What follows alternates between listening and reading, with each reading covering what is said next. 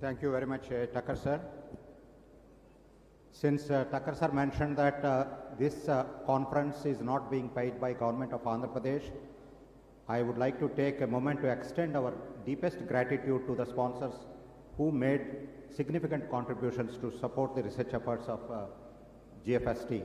World Trade Center Visakhapatnam, Aditya University, Megha Engineering, SMS Pharma, Deccan Fine Chemicals, State Bank of India, AP MedTech Zone, Edgeable, Cloud Seals, MITS, Fluent Grid, Captain University and Kale University. Thank you very much for supporting the research initiative that we have. We are also supported by organizations like Niti Aayog, CMS, Digital Lenders Association of India, FABA and NASCOM. Now it is my pleasure to invite Sri Cherukuri Kutumbarao Garu, Director of GFST, to address.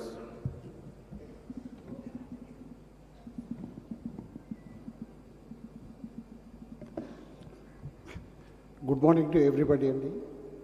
From GFST side, I warmly welcome all the delegates here who have registered for the conclave and all the guests who have come and attending the conference also. I warmly welcome Honorable CM Garu, Chandrababu Naidu Garu, for allocating valuable time and agreeing to spend nearly a full day in the conclave. Since we are slightly behind the schedule of the program by nearly 1 hour, I would be very brief because most of the delegates and many people from media and everybody was asking, deep tech, what is deep tech? We have never heard about this word. Why you are putting again a hi-fi jargon like deep tech to bring forward these technologies and try to rub them on the people? I would like to ask you to reflect on just what CM Garu said as early as in 2014-15. I keep repeatedly saying, very rarely we have a political leader in our generation who has such kind of vision. As early as 2014-15, I remember very well when Sir was going to World Economic Forum Davos. What are the things that should be mulled upon at the conference? It was at that time itself, he has said, data is going to be the next crude oil of the world. This was as early as in 2015. That means, today are our lives not being controlled by data-driven companies like Meta and everybody? Whoever controls data is controlling the world today. And Sir anticipated this as early as in 2015 itself. And similarly, when he has said IoT is going to be the next big thing that would control the lives of peoples, Internet of Things, as early as in 2014 again. Now after a decade later, are we able to do anything in our life without the help of IoT? Nothing. Our lives are governed by IoT. Therefore, what the changes have come in governance to visualize them for future is an ability which comes to very few people in the world and in a generation. Chandrababu Naidu Garu is one such leader who can definitely envision what is invisible to us for the future. When we started thinking about deep tech, it was not an off-cuff idea which we started seeding it. The change came from the COVID. Today, like Indian economy, we divide it into two parts, before 91 reforms and after 91 reforms. Governance also is going to be judged in future by before COVID and after COVID. Because after COVID, governance has changed into a virtual form. We are now having Zoom meetings, you are now having video conferences, we are having home working, work from home, co-working spaces. All these changes have come post-COVID. If at all COVID had not come, everything would have been regular, as usual business, as usual governance, like what it was before 2020. The moment this pattern of governance has changed, It is left upon bureaucracy, it is left upon the political leaders to absorb these technology changes, to bring the governance closer to people, and to bring the governance closer to people and handhold them. Obviously, we need to absorb the technologies, understand them. And that's what AP government is doing as of now. That's what GFST, we are also trying to inculcate the new generation governance methods to the people. That's why the tagline also we have given for the conference is for the next era of governance. Like already you must have heard in several meetings what Honorable CM Sir has said, what's of governance. Today, anybody with a smartphone,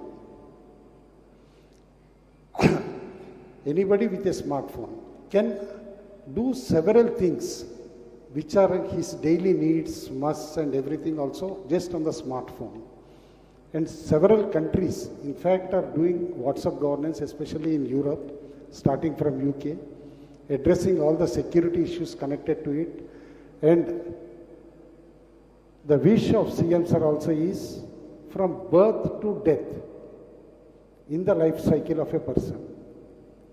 All public services should be given or should be addressed just even by a smartphone. Like today, say some regulatory work like traffic management to crime detection to everything, we are using drones and other new technologies. Similarly, a smartphone can be used in a much better manner using new governance methods like WhatsApp governance and other methods also. With this small introduction, we all know Sir is very quick in absorbing new technologies and wants to make life easier for common man, life easier to people. Governance should not be bureaucratic, but governance should be people-centric. Therefore, this conference aims to bring the new generation technologies like AI, robotics, generative AI, everything related to deep tech, much closer to a common man, much closer to a common citizen. These are some of the few words which I wanted to say. And along the day, I think all of you would be knowing more about these different subjects. And Sir has agreed to stay for a pretty long time, despite his busy schedule for the complete day. Make best of it during the Q&A session also. Most of you would be having some doubts also. You can get those doubts also clarified during the Q&A sessions. Thank you so much. Thank you, everybody.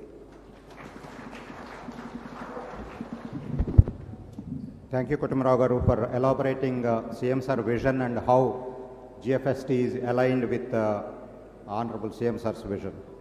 Now it is my pleasure to invite Shri Neerab Kumar Prasad, IAS Chief Secretary to Government of Andhra Pradesh.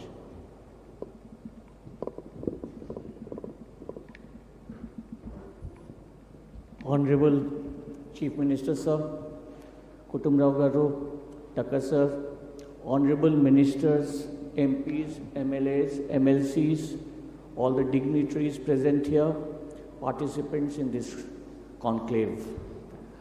On behalf of Government of Andhra Pradesh, I extend my warm welcome to all the participants of this Deep Tech, GovTech Innovation Conclave. As you are aware, the theme of the conclave is shaping the next era of governance in Andhra Pradesh. You would have seen in the last 6 months, the government of Andhra Pradesh has taken a number of steps to rebuild the economy, to take the steps to bring in good governance at the doorsteps of people.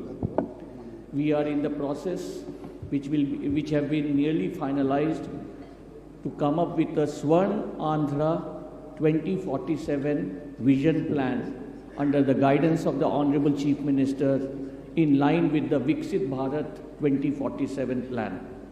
We aim for about 15% growth every year.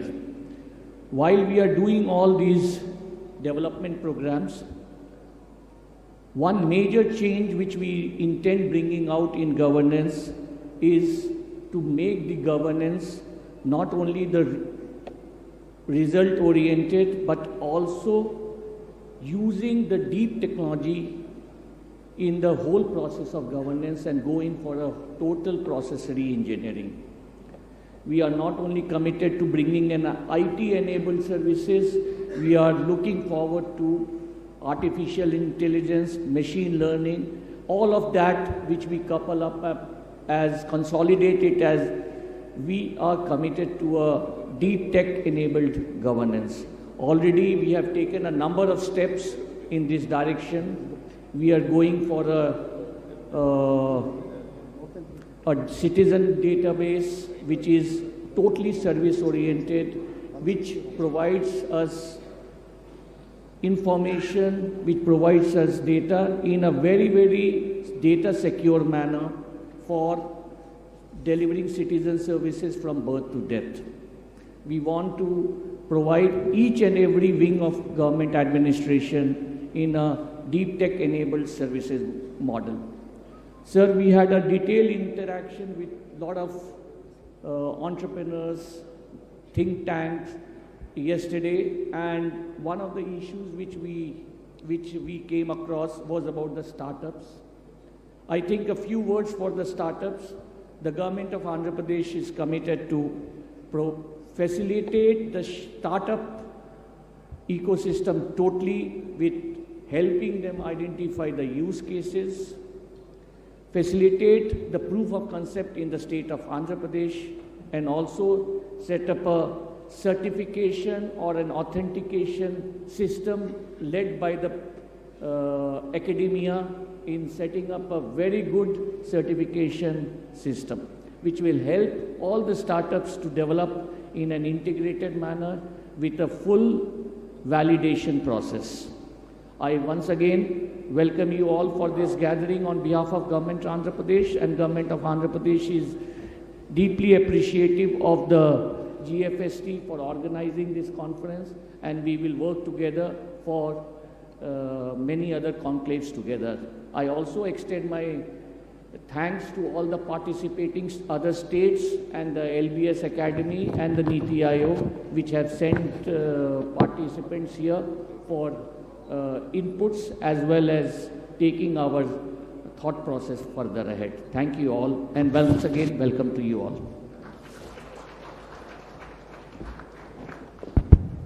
Thank you very much, sir, for giving insights into how government is adopting these new technologies and delivering citizen-centric services. Ladies and gentlemen, it is an extraordinary honor to welcome a legendary leader, a trailblazer, whose vision and determination have redefined governance for the digital age.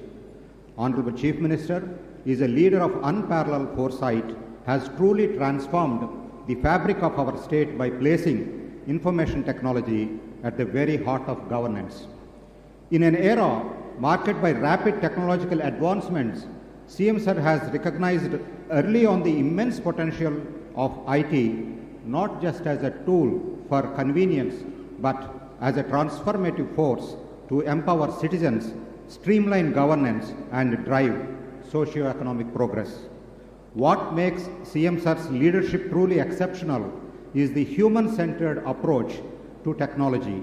While the focus has been on modernizing systems, the ultimate goal has always been to uplift the lives of common people, ensuring that no one is left behind this digital revolution. Ladies and gentlemen, please join me in giving me a warm and resounding welcome to our beloved Chief Minister, the visionary leader who is shaping the bright future for us all. Over to you, sir.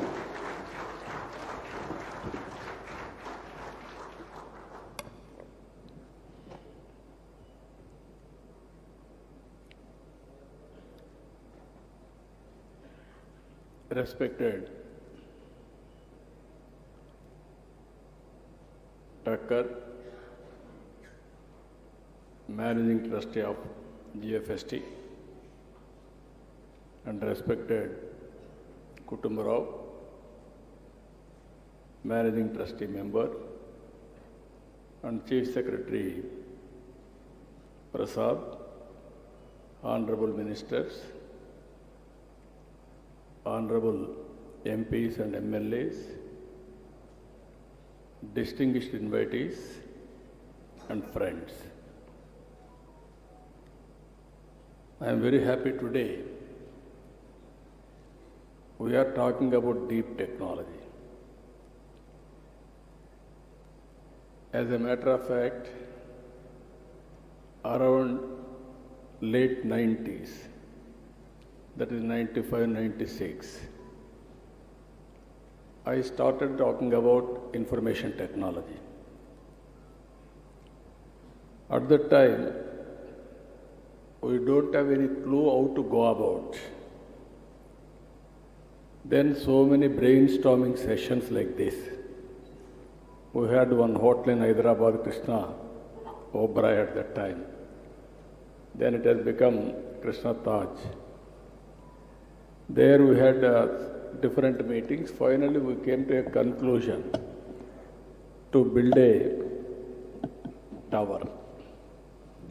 That also we built through public-private partnership. Even PPP model is a new thing at that time. Without spending any money, we have given land.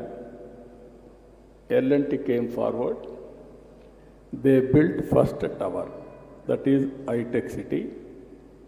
Even today, anybody will talk about information technology, they will mention only, they will show only high-tech tower in Hyderabad. That is the beginning. We built excellent tower, but what to do? Then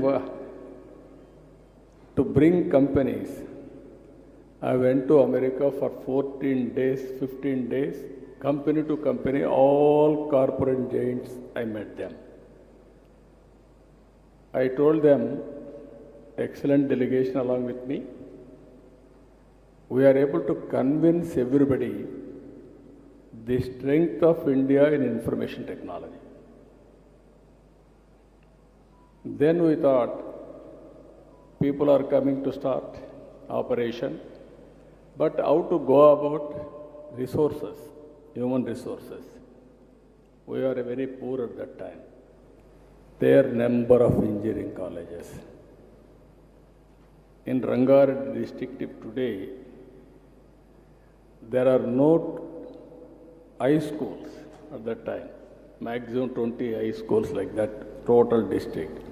Today, 200 to 250 engineering colleges in one district. That is how we started information technology. Microsoft, you know that story. I don't want to repeat it again. Now, Microsoft head has become from this center. That is the story. How aspirations will build up, ultimately how to reach that aspiration, that is one example. Today, first time, again we are talking deep tech. You have to understand, all of us has to think one thing. First agriculture revolution, it took so much of time. Then industrial revolution, it took so many years, decades. Then if you see technology revolution, only few decades. Today, in technology, almost all, everything is mature. Through satellite, you can get information. Through drones, you can program anything. You can go for real-time application. Through CCTV cameras, we can get real-time information connected. IoTs. Nowadays, I have seen some innovations here. IoTs as a reality. Under cell phone, smartphone, it is a very big handy. When I promoted phone at that time, everybody questioned me, what is the priority? Food is the priority or telephone is the priority? Then I very difficult to convince them that is only for the sake of criticism they have done. Today, anything you can miss, but not phone.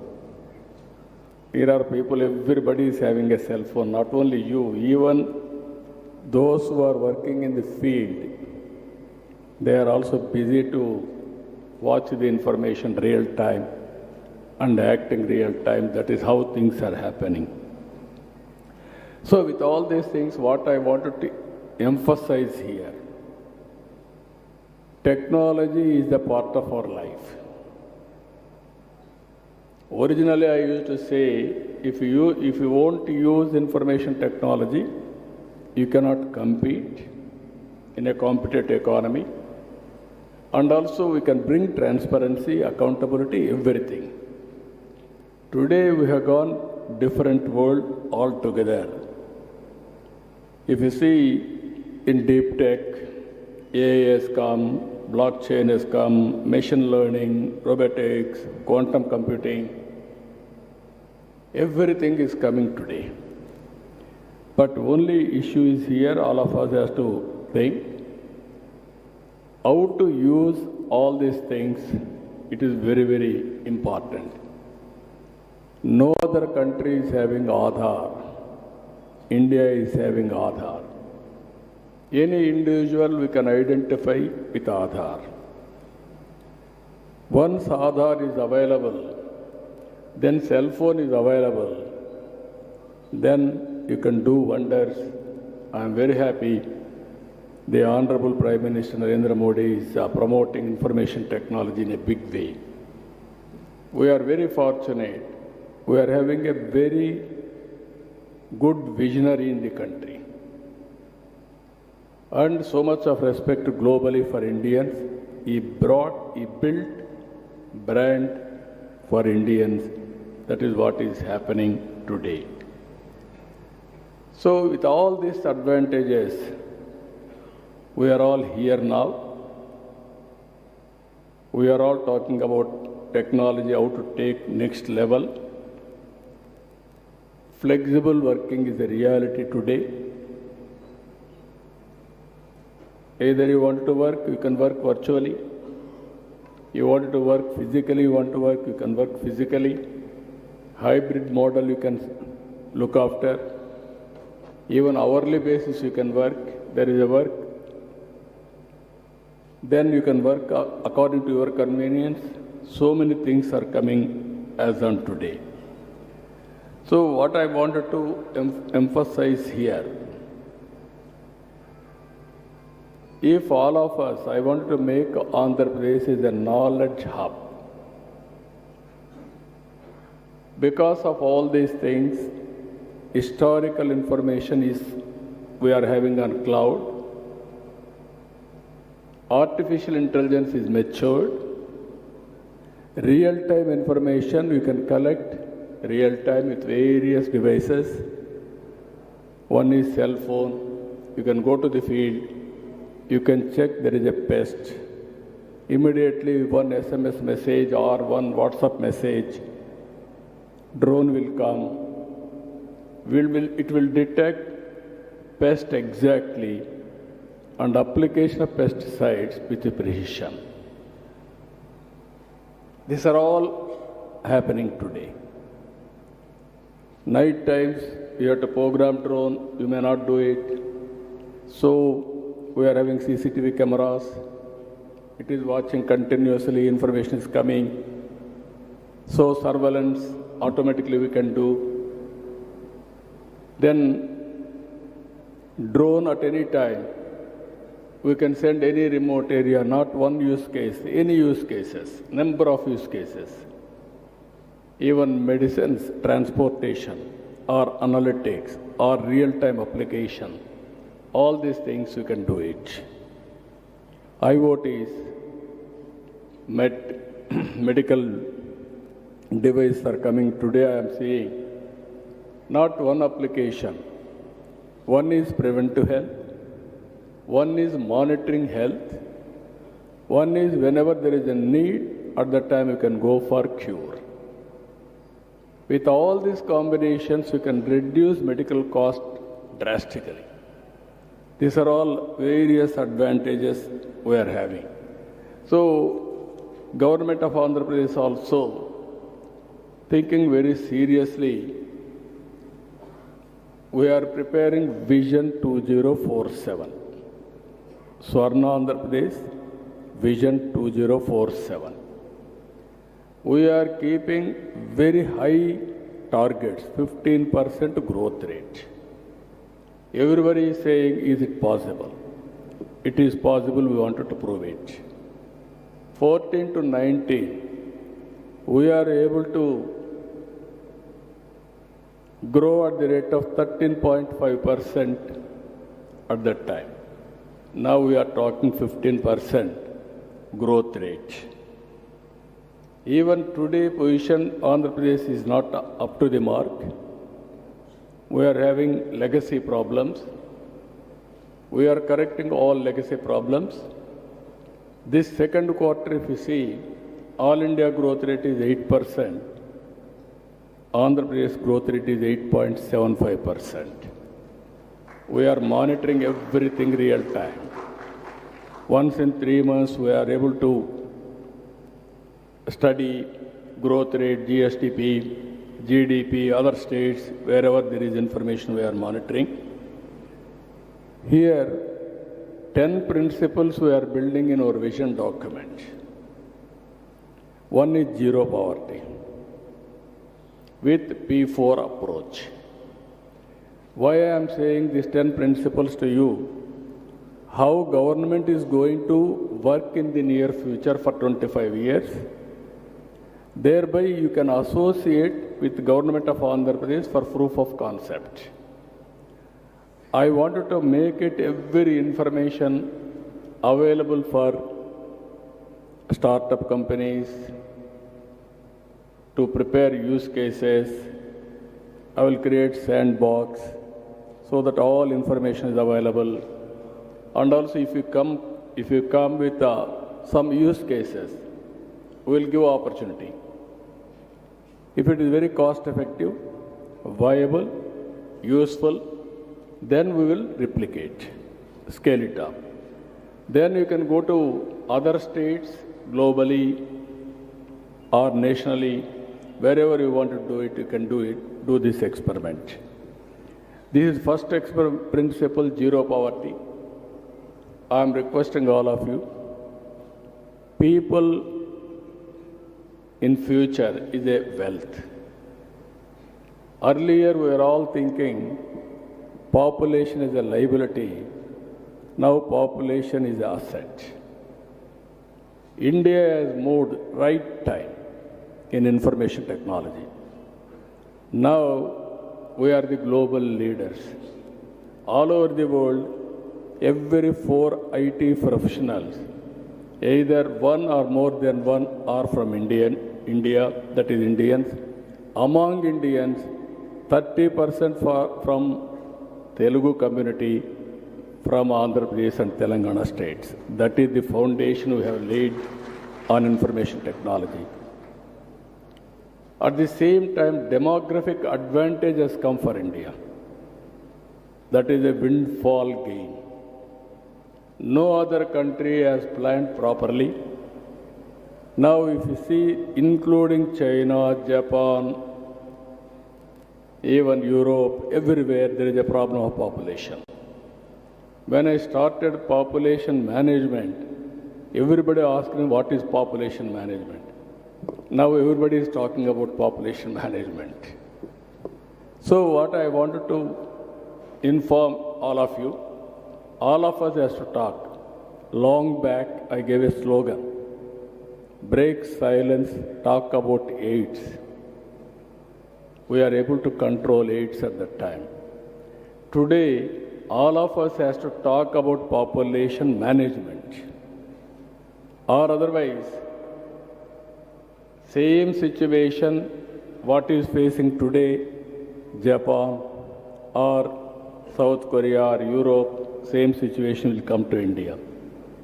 So if you can focus on population and also technology, then India will be the global service hub for global needs.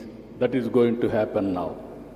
So first policy, zero poverty, and also P4. As on today, 1991 economic reforms, you can compare very clearly pre-economic reforms, post-economic reforms. And stable government is there much more advantage.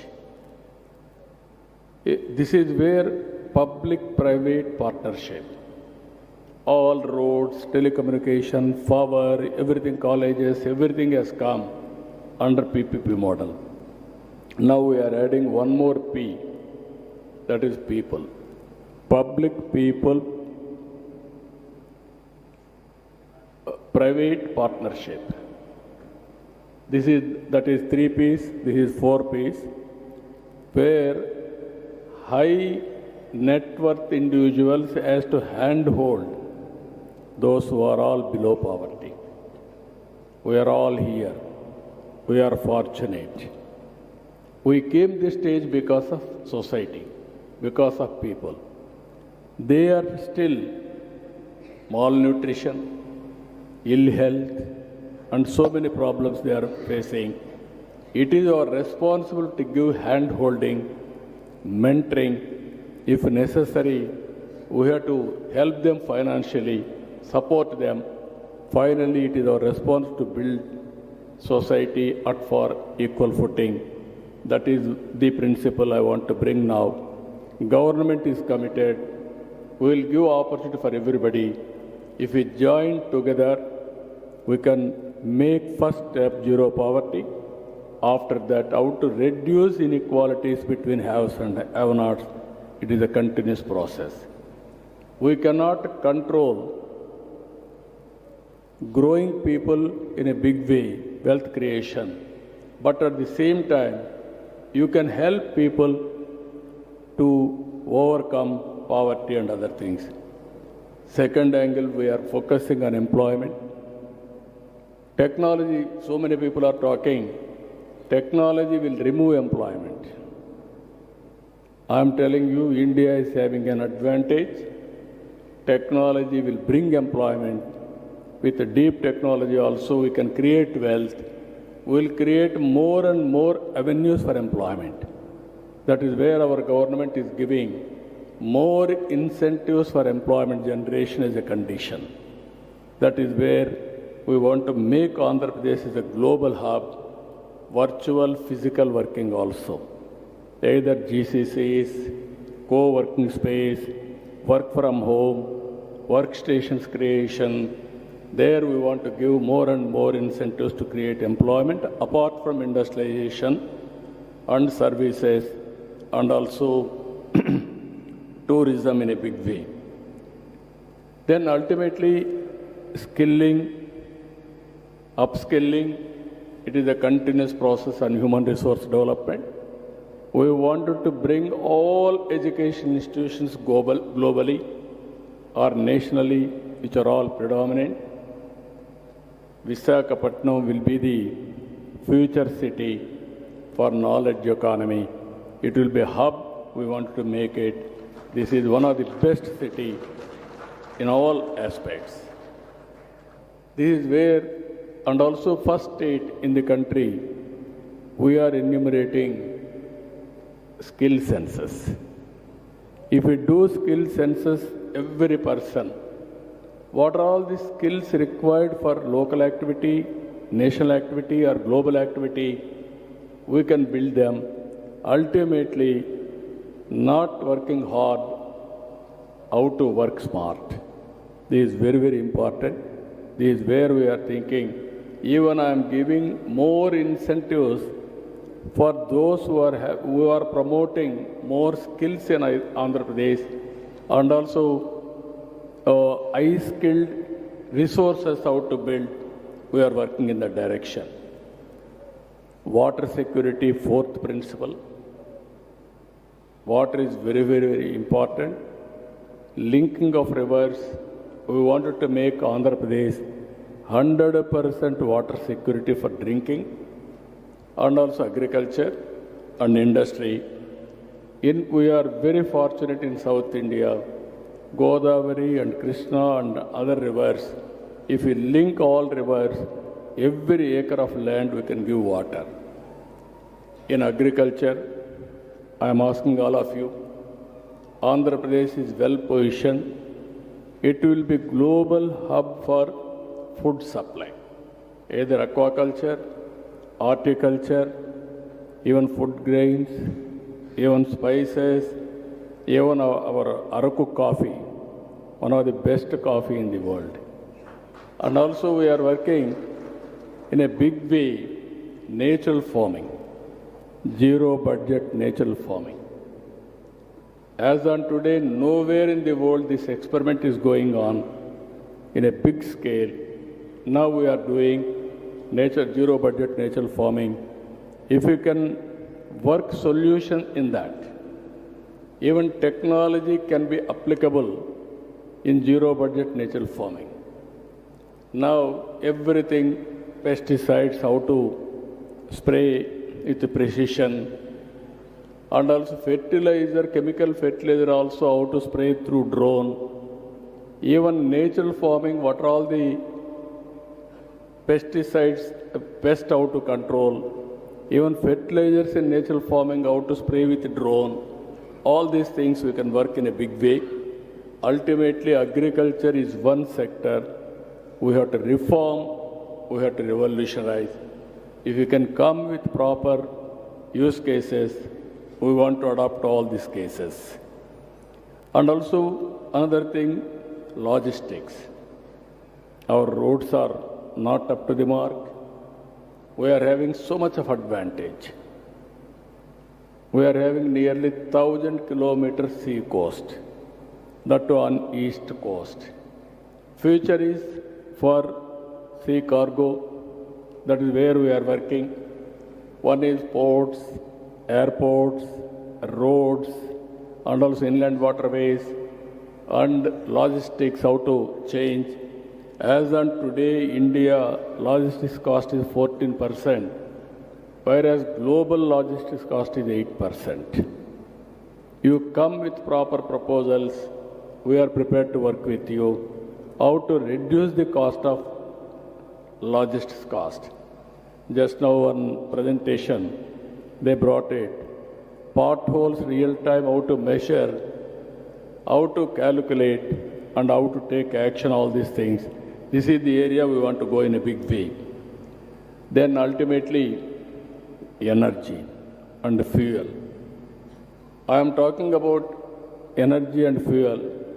Even on Mr. Murali, as rightly mentioned, I brought power sector reforms in 1998. First time in the country, power sector reforms introduced by Andhra Pradesh government, and also regulatory commission, first of its kind in Andhra Pradesh. Then only civil aviation or telecom, so many regulatory commissions have come. Even everybody told me at that time, you are taking very difficult subject, it may hurt your future. Exactly 2004, I was successful in bringing power sector reforms. I lost my power at that time. It is a reality. But so much of satisfaction. I was the pioneer in reforms then and now also. I was the pioneer in technology at the time and now also. That is where we are working now. Today, green energy is coming. Green hydrogen is a reality. Now, if you can see, we are going democratization of power generation. Anybody can generate power on his rooftop. You can use it, you can give it to grid. Anybody, any farmer can produce power. You can use it you can use this for consumption, personal consumption at home and everywhere. There is surplus you can give. This is where we wanted to, government will act as a facilitator, democratization of our generation, and also ultimately we want to go 100% green energy. Andhra Pradesh is having one advantage, that is sunlight, biggest advantage for India. And also we are very fortunate, we are having excellent opportunities for wind energy and also pumped energy. These three advantages, we can use it properly. Andhra Pradesh will be a hub for green energy and green hydrogen. As on today, NTPC and the government of Andhra Pradesh entity, GENCO, they are working green hydrogen project in Visakhapatnam. Ultimately, they are going to invest 2 lakh crores on green hydrogen. You can see the scope of future. And also one Greenco has come forward. They are also working green hydrogen at Kakinada. So this is one area where I am working optimization of energy or fuel. EV vehicles is a reality. Domestic, agriculture, commercial, industry, everything forward that to green energy. We want to set up green corridors for transmission of green energy also. That will work it out there. You have to bring technological reforms, how to go about. Then finally, another thing, product perfection. This is where I am saying in India, we are using products. Our products are not global products. Now all of us has to project and concentrate how to make best products. That is where we are working product perfection and also brand promotion. Ultimately, we are giving special incentives for brands and product perfection. In this regard, we want to promote one family, one entrepreneur. Earlier, I gave a slogan, one family, one IT professional. Today, I am giving a slogan, one family, one IT, one entrepreneur. It is possible. This is where we are nurturing in a big way. And finally, with all these things I want to achieve, deep tech in all walks of life. Then nobody can stop us if you adopt everything here. This is where I am saying deep tech, cloud data is available on cloud, artificial intelligence is matured, real-time data will collect real-time, sometimes traditional way. Even I remember very well, in Gandipeta, that is 84, 85, my party headquarters, at that time my founder, President N.T. Ramarao was there. We used to work from there. Computers, big room, standalone systems, not integrated, all these things. Computer won't work without power. So compulsorily with not power, with AC. We created AC room for that. But my father-in-law, the then chief minister, didn't have AC. But computer had AC at that time. Today you are seeing total transformation. You can imagine not only now, from 1984, I am working with technology, how to transform, how to use in party, not only government, in party affairs also we have used. So this is where I am creating now Ratan Tata Innovation Hub. I want to give inspiration. During his lifetime, he created a big empire. At least during our lifetime, 1/10 of that you can achieve. You can aim it, it is possible. But today, environment, I'm telling you, technology has become a big handy for everybody. Earlier, people used to talk about digital literacy and also so many approaches. Now, all these things are available. In this conference, what I wanted to propose, every 3 months once, we will have one exhibition on deep technology.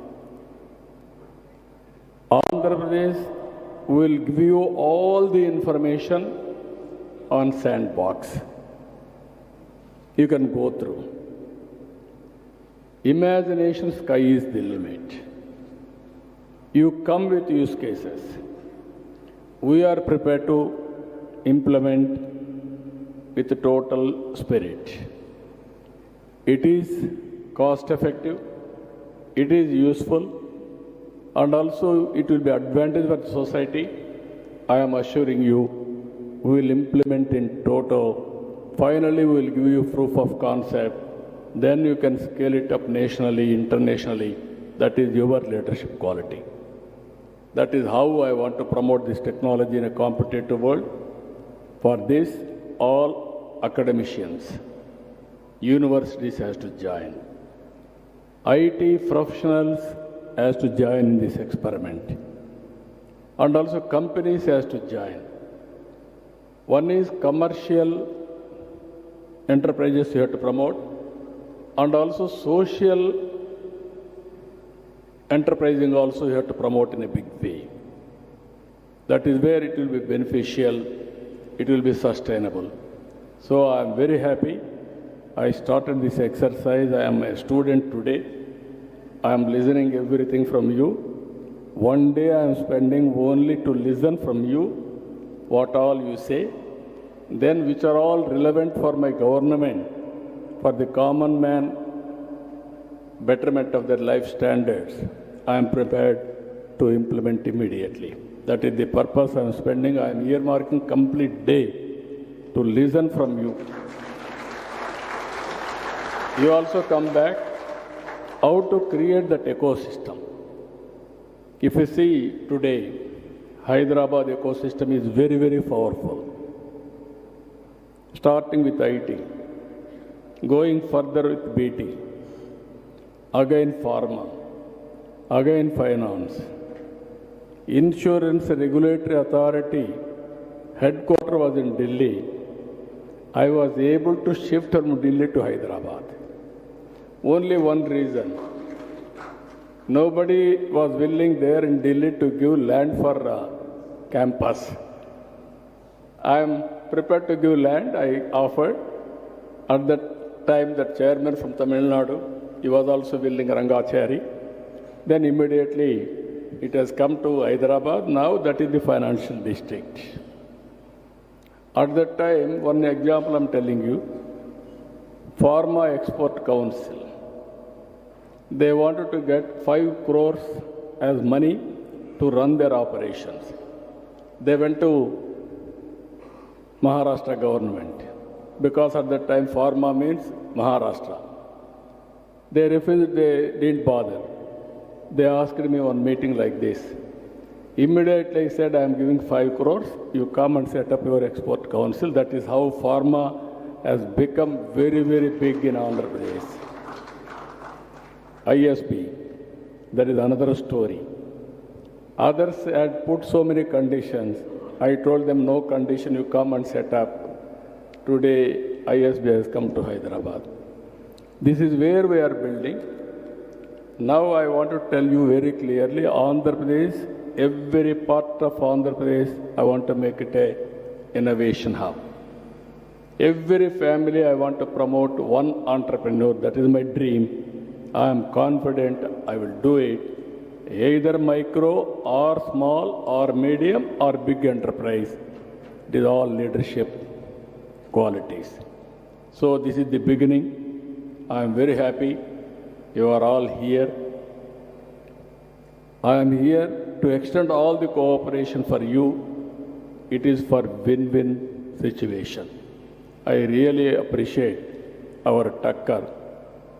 He worked with me as collector, then chief secretary, then GSFT. This is also, if you see, Global Forum for Sustainable Transformation.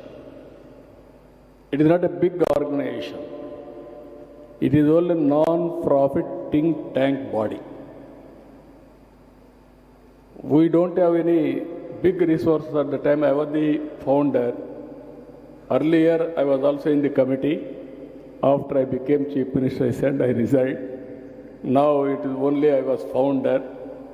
Always we used to promote this type of institutions. Even Nandi Foundation was my brainchild.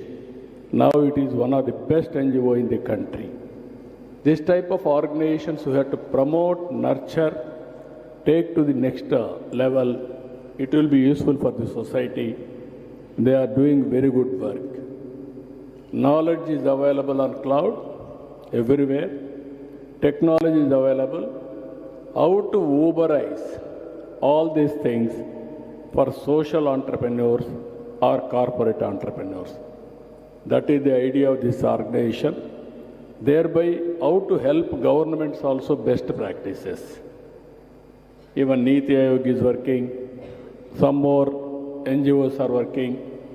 Some NGOs are working with materialistic serving, financial support.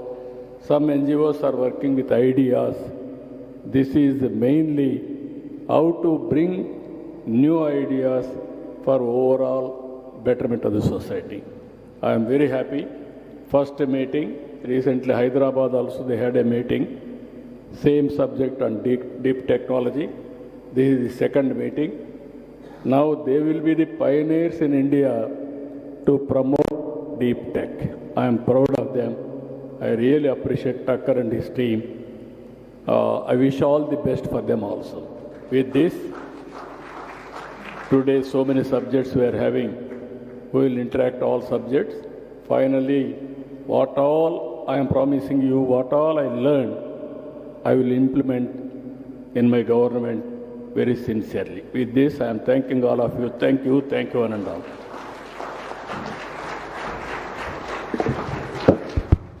Thank you very much, Honorable Chief Minister, sir.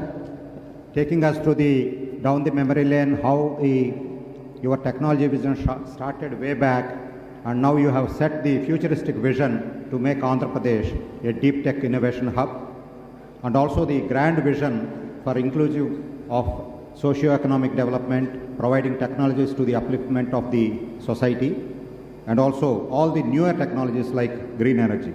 Thank you very much. For the record, I think our Honorable Chief Minister is the only Chief Minister in the country who would like to sit throughout the conference, not just limiting it to inaugural session. I think this is the commitment that we have. Thank you very much, sir. And I think all the challenges that he has thrown, all the support that he wants to give for the innovation in the deep tech, I think all the stakeholders here in the auditorium will take it up and then commit themselves, participate in this. With these words, before I conclude the inaugural session, I have a small event to release 2 books prepared by the research team of GFST. One is a coffee table book, Forging the Blueprint for Swarnandhra and Transforming India to Vikashit Bharat. The second one is AI for everyone, artificial intelligence for everyone, which demystifies the technology and make it very understandable for the common man as well. So I request Honorable Chief Minister to release these books in the presence of Chief Secretary and our directors. I request Sanjay sir, our CEO, and the authors of these books, Sriram Iyer and Sridhar Sheshadri, also to join on the dais while the books are being inaugurated. Sridhar Sheshadri is a global serial entrepreneur who co-founded Deep Tech and Cyber Security, an alumnus of BITS Learning, Austin. And Sriram Iyer co-founded AI startups with successful exits. He was formerly country head at Ernst & Young for startup business.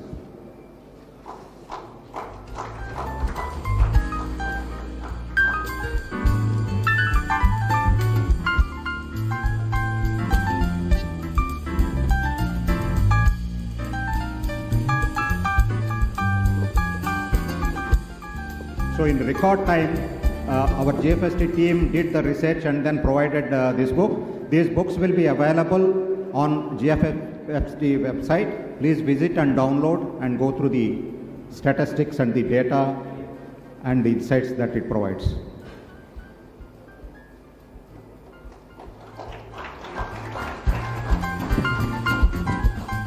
Now the second book, AI for Everyone.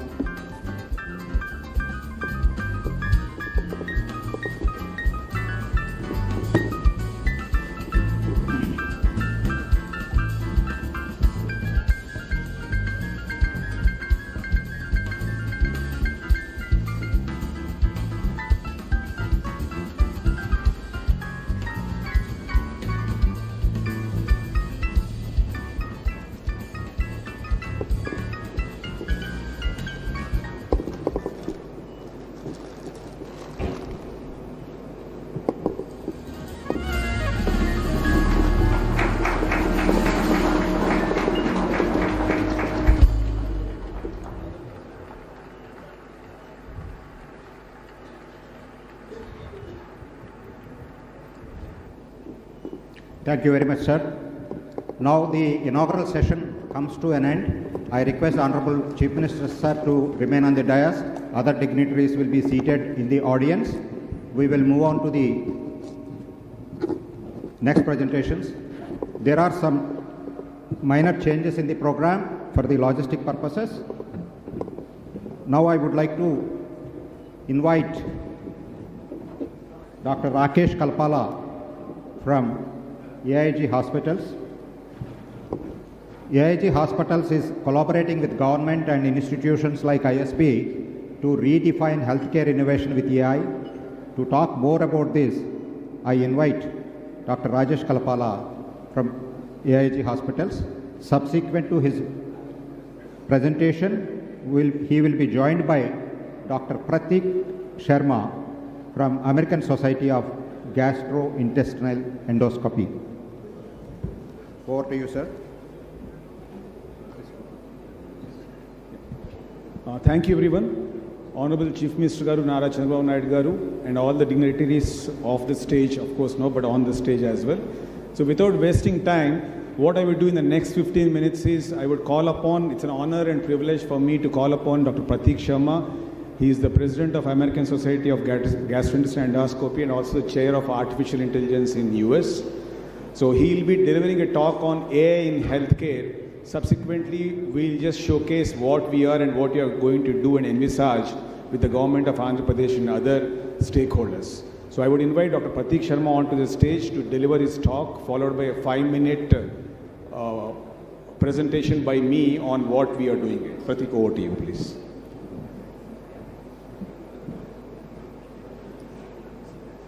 Okay, thank you very much, and if I can just have my slides on the screen. So, good morning, everyone, and again, Honorable Chief Minister and Mr. Tucker and GFST, thank you for the invitation.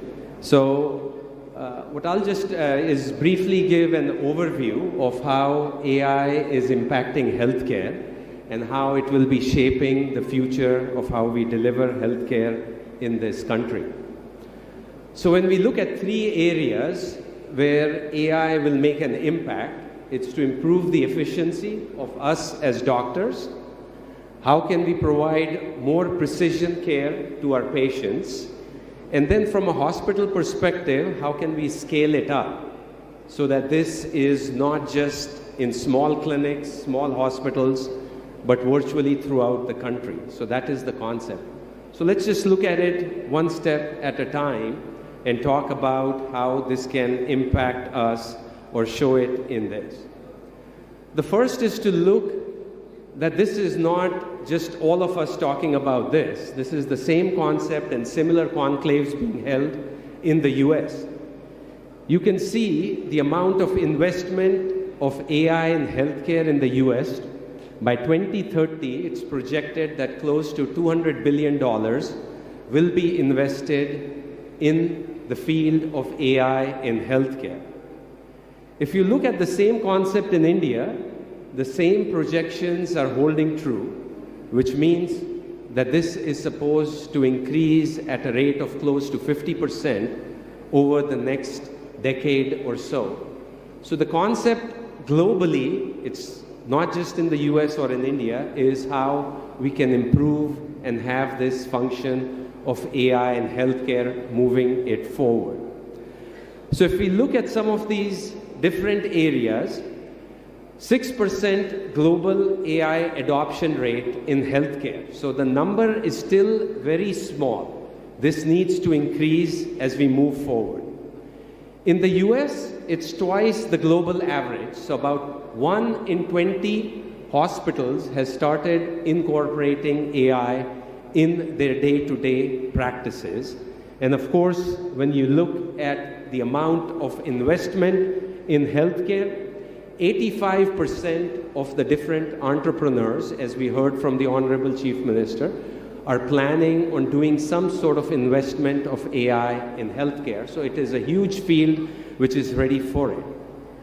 So let me leave you with a few use cases for all the entrepreneurs which are in the room of what we are looking at.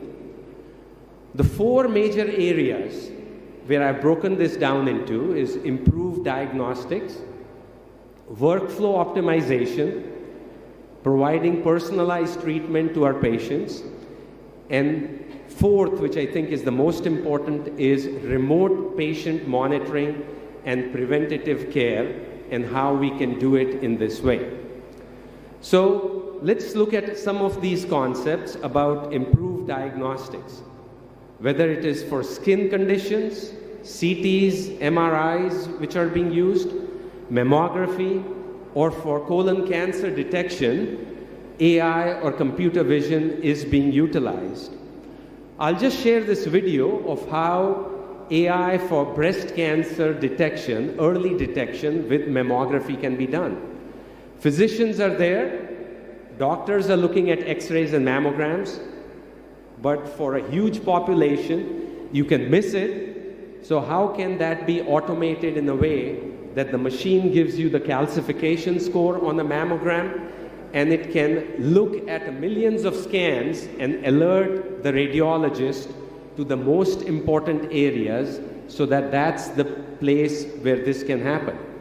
I was talking to the Principal Secretary about similar cervical cancer screening, oral cancer screening that the government of Andhra has undertaken right now to do it. For workflow optimization, whether it's scheduling of patients, whether it is AI-assisted documentation of the notes, because most of the doctor's handwriting nobody can understand, so it's important that it's very legible and clear.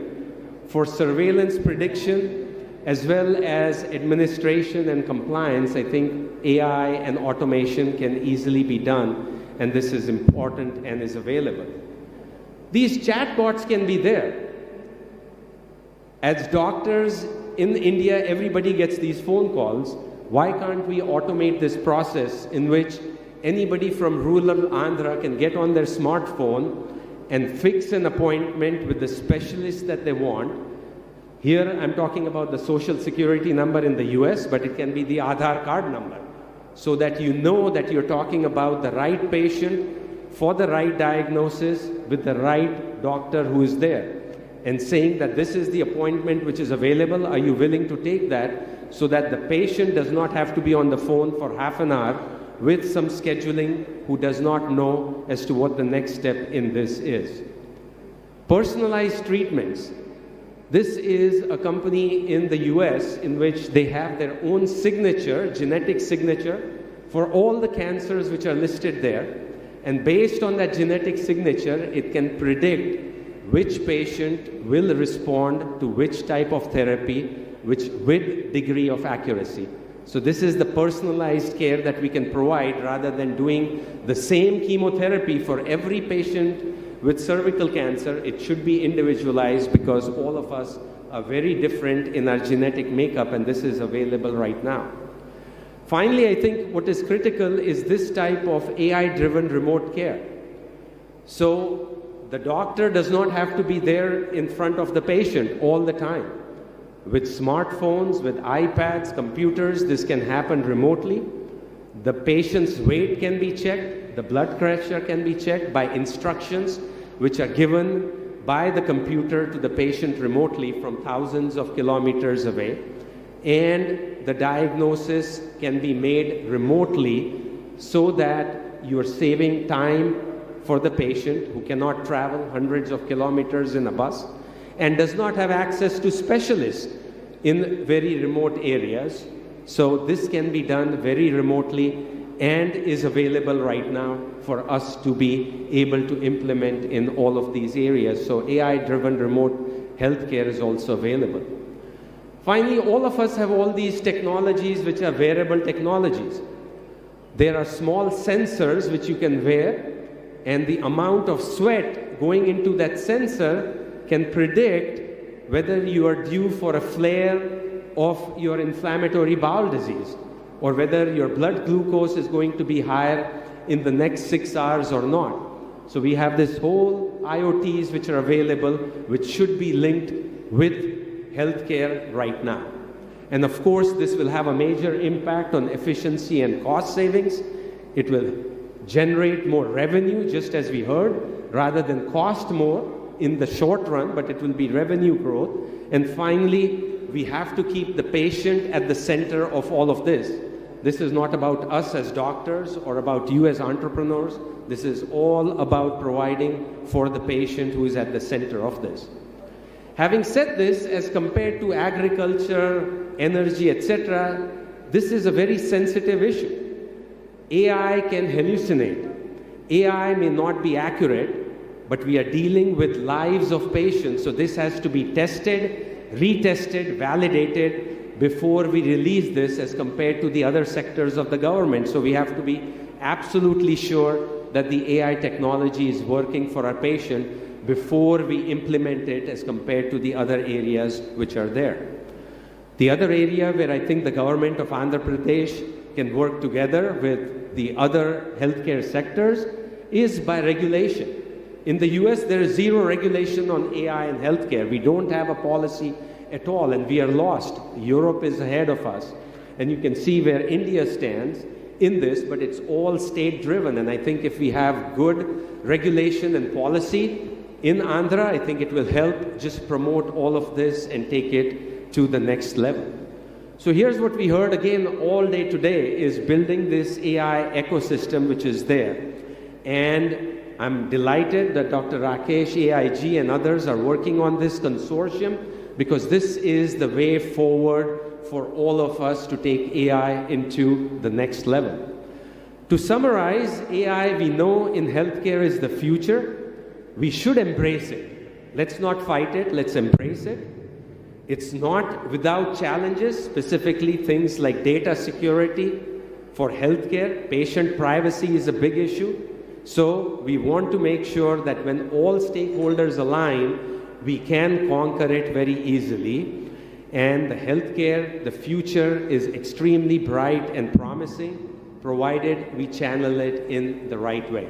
So again, on behalf of all of you, thank you very much for having me. And again, my pleasure to be here with all of you. Thank you very much.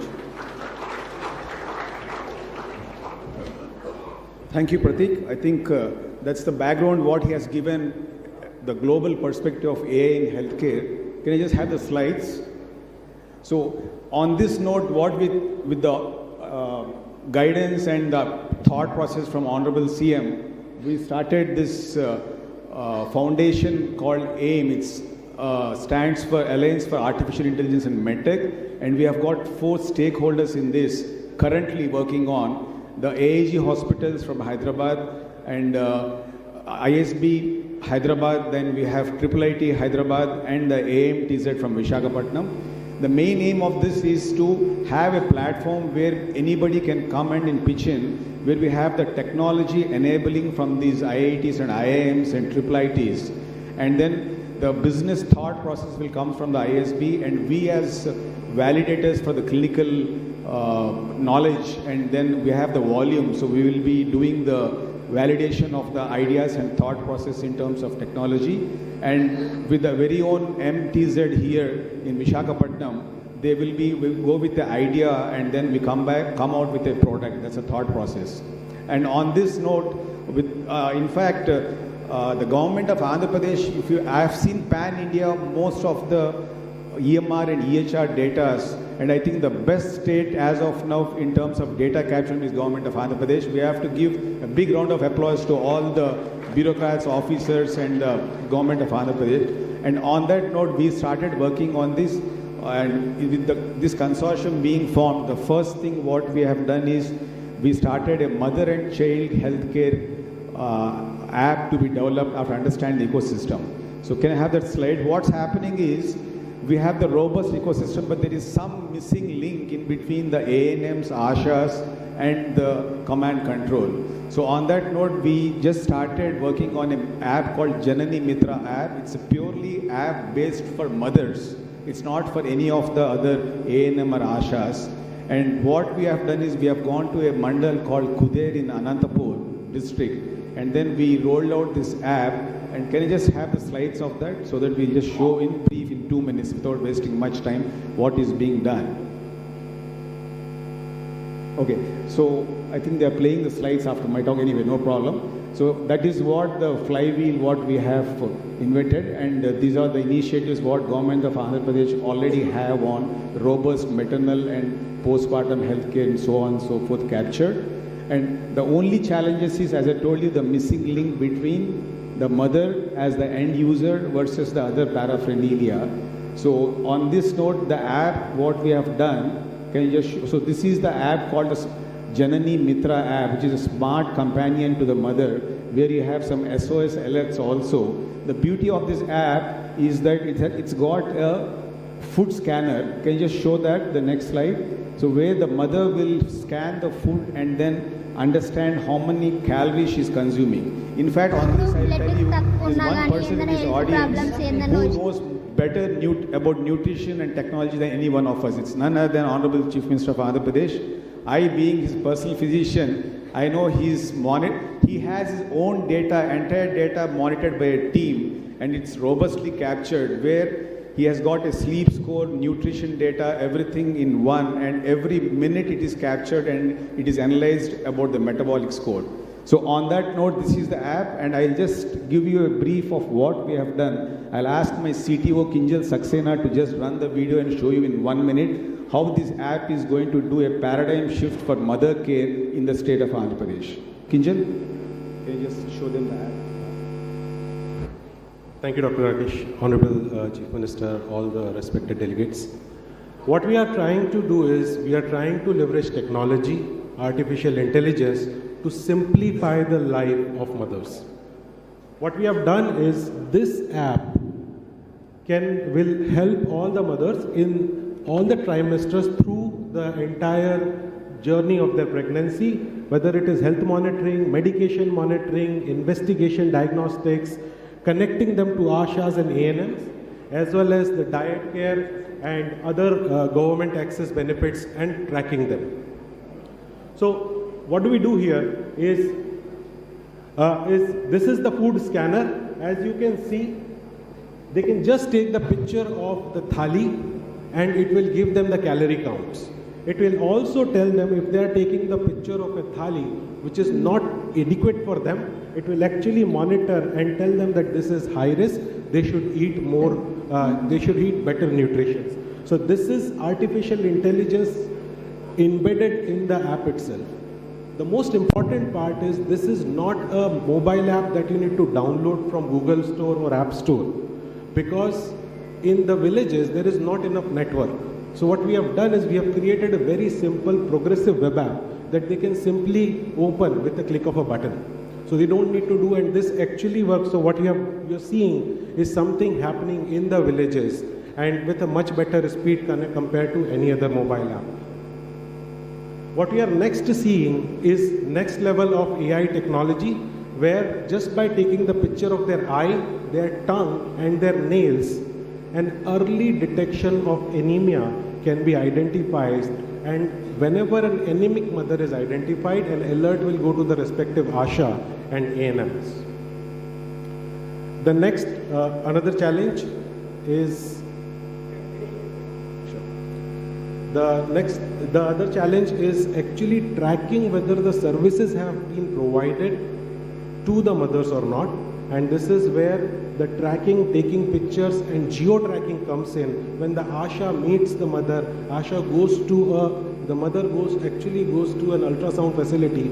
All of this can be tracked with the data, and it can all be provided.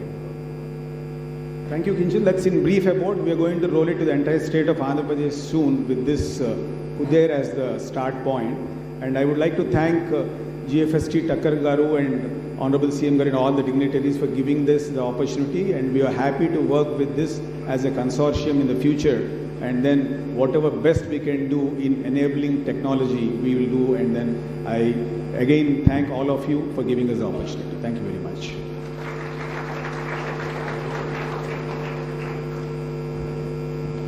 Thank you, Dr. Pratik and Dr. Rajesh.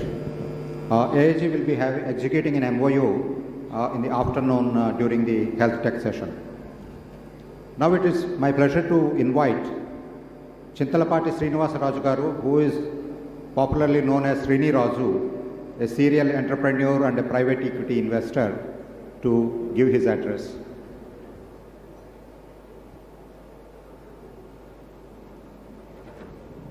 Can I request Srini Raju Garu if he is in the auditorium? Okay. Then we'll move on to the main panel discussions. The first session is on deep tech, which is positioning Andhra Pradesh as a global leader in innovation and disruption. Before the session begins, we have kept a keynote address by Mr. Rajesh Dudu, who is partner, Emerging Tech, PwC. Rajesh Dudu is a seasoned professional with over 25 years of experience in telecom, banking and cyber security. He is an expert of blockchain and cyber security practices at PwC as partner. He was also driving innovation and digital transformation at TechM as top management leader. He is a global name in the deep tech and has great reputation in deep tech world.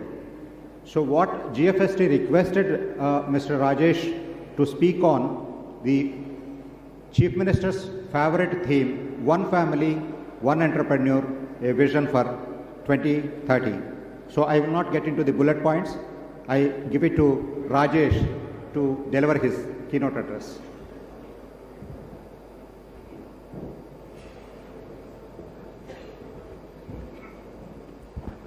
Respected and Honorable Chief Minister, Honorable dignitaries, colleagues from the industry and students, Sabaku Namaskaram.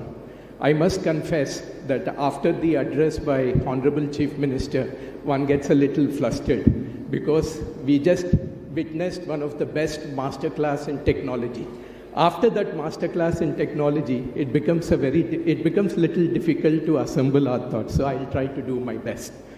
It's actually an absolute honor and privilege for me to speak against the team or with respect to the team, which is one family and one entrepreneur. Vision 2030. We have heard from Honorable Chief Minister how the global technology companies have benefited from Andhra engineers. With the launch of this program, I am sure that there will not only be Andhra tech engineers in Bay Area, but there will be a lot of unicorns and sunicorns in Andhra Pradesh, and it is bound to happen. This particular program looks at about outlay of 30 lakh crore investment and looking at an FDI of about USD $10 billion. I wanted to say two things. One, with this program, we will see that there won't be a difference between a Bay Area entrepreneur and an entrepreneur from this region. We are already seeing in India, when you come across an Indian entrepreneur, especially the tech entrepreneur, and you talk to a Bay Area entrepreneur, there is no difference in capability. Of course, many of them are Telugus, so that will also contribute to the familiarity and similarity. But going forward, with the advent of this program, I think many such entrepreneurs will come from this particular region. And from a PwC perspective, we are willing to contribute. Sir had said that most of the programs are pro bono. So from PwC, we are willing to contribute because we are people who care.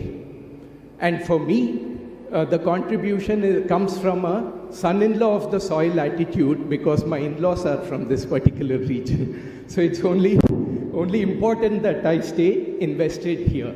A lot of people have asked in terms of what deep tech does. Deep tech actually comes into a play when you're looking at solving some deep problems that are entrenched in the society today.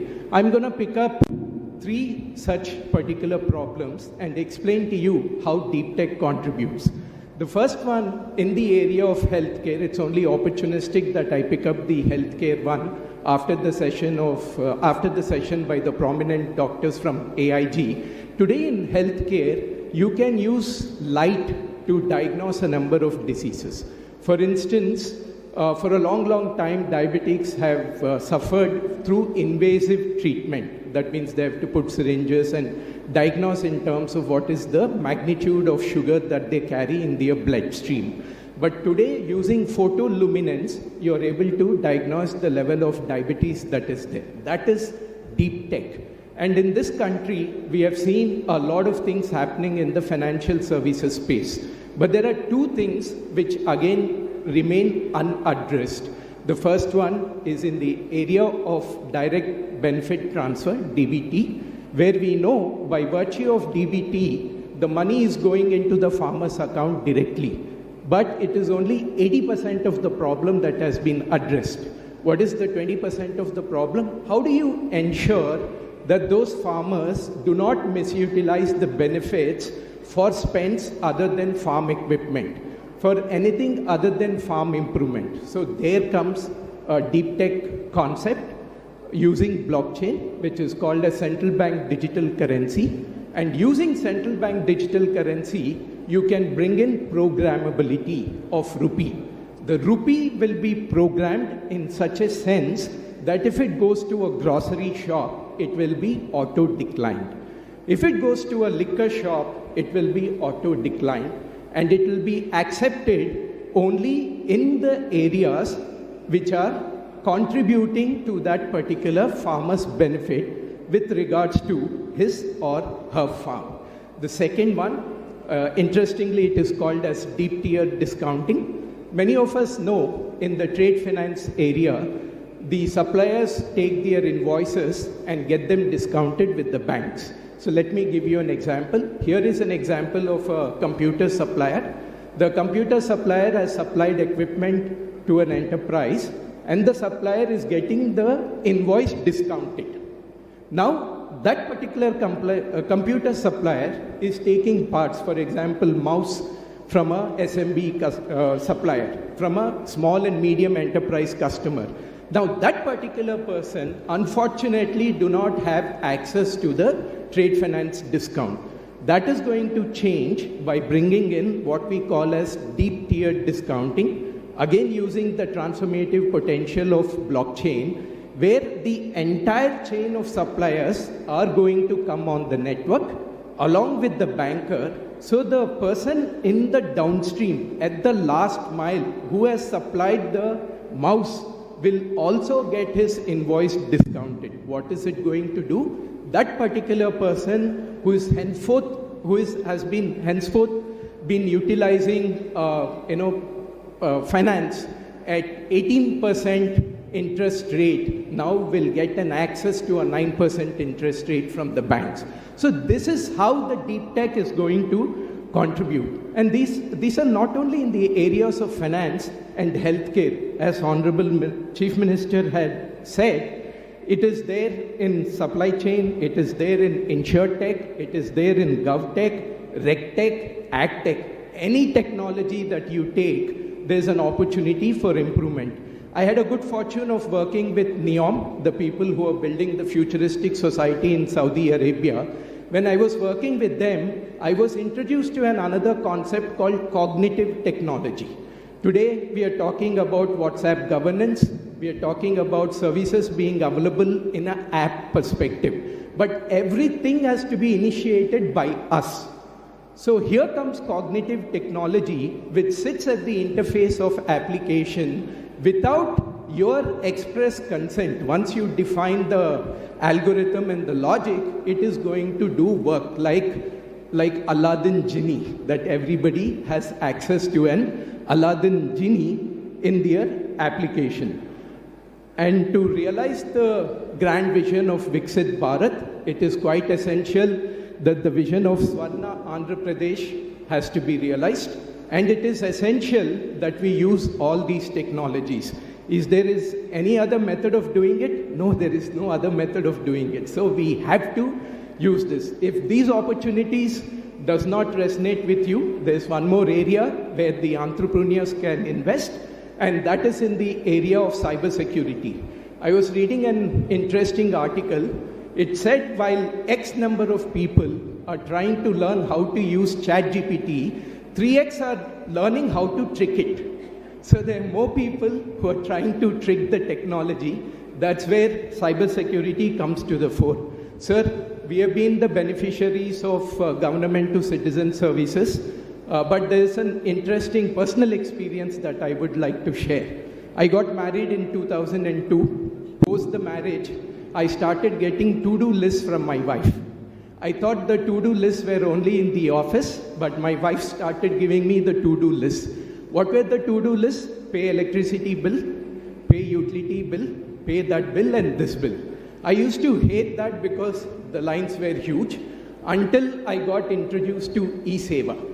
Once I got introduced to e-Seva, which was implemented under your grand vision, my to-do list became very, very short, and I used to go and ask my wife, give me more activities to do. So while it has contributed to the government to citizen governance, in my case, sir, it has contributed to marital bliss. And since it has contributed to the marital bliss, it's only important that I stay invested with all your initiatives so my marital bliss will continue. Thank you.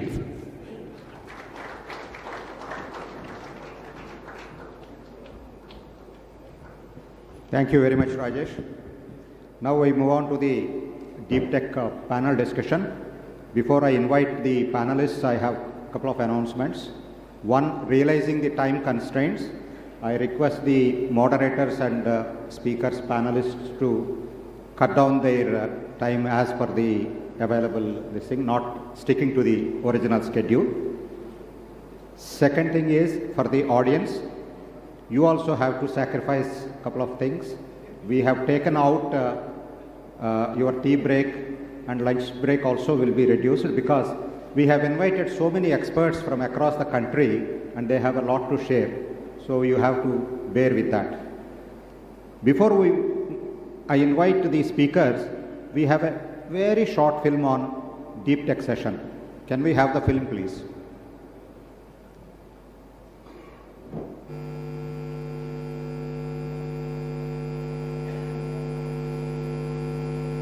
Reality, paving. Deep tech isn't just shaping the future, it's redefining what's possible. In Andhra Pradesh, this vision is becoming a reality, paving the way for a tech-driven tomorrow. Success speaks for itself. In Andhra Pradesh, IoT-enabled smart farms have increased yields by 15% while cutting water usage by 18%. Mobile health clinics powered by AI diagnostics have reduced patient travel times by 20%, delivering care to over 100,000 underserved citizens. And MSME digital transformation programs have boosted revenues by 40% for participating businesses. With a bold vision to become India's deep tech capital by 2047, Andhra Pradesh is harnessing AI, IoT, and blockchain to transform industries and bridge gaps. By 2030, the state aims to create one entrepreneur per family and empower MSMEs with blockchain-enabled loans and AI tools, driving 2 million new jobs. Guided by the vision of Viksit Bharat 2047, the deep tech initiatives focus on sustainability, equity, and resilience. From predictive analytics reducing disease outbreaks to AI-driven compliance tools simplifying MSME operations, Andhra Pradesh is setting benchmarks for innovation. This is more than innovation, it's transformation. Join Andhra Pradesh in leading the deep tech revolution. Together, let's build Swarna Andhra and realize the dream of Viksit Bharat 2047. Let me invite the panelists. Mr. Rajiv Gupta, President, PB FinTech, known as Policy Bazaar. Give a big round of applause to the panelists as I invite them. Mr. Bala Prasad Peddigari, Chief Innovation Officer, Tata Consultancy Services.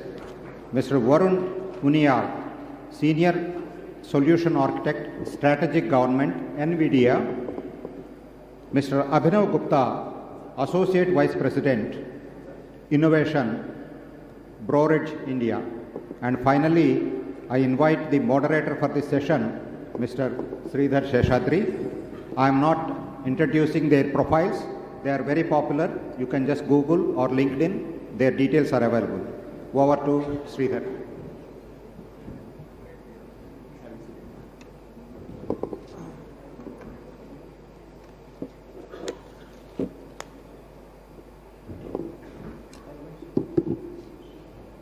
Excuse us for 2 minutes.